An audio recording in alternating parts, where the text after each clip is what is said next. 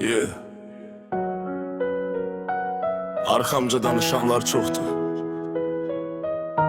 ama yüzüme susur. Tak boş değil, burada king oturur.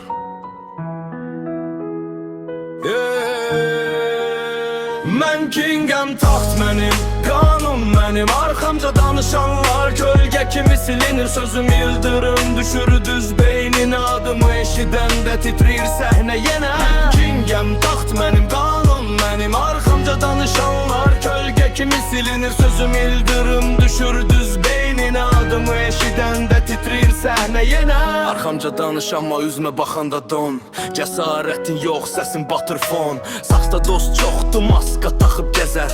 Üzümə gülər, arxada zər səpər. Mən tək gəlmişəm, tək də qalxaram. Sözüm daş kimidir, kimə deysə yarar. Sən hələ qeybətdə, mən zirvədə oturmuşam. Adımı tarixə qara hərflə yazmışam. Rəngəm taxt mənim, qanun mənim. Arxamca danışanlar kölgə kimi silinir. Sözüm ildırım düşür düz beynine. Adımı eşidəndə titrir səhnə yenə. Mən kingəm, taxt mənim, qanun mənim. Arxamca danışanlar kölge kimi silinir. Sözüm ildırım düşür düz beynine. Adımı eşidəndə titrir səhnə yenə.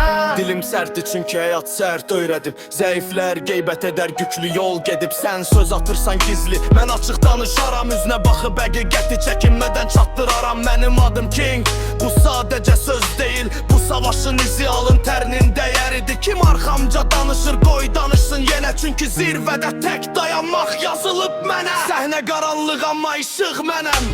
Bax soruşsan cavab sadə.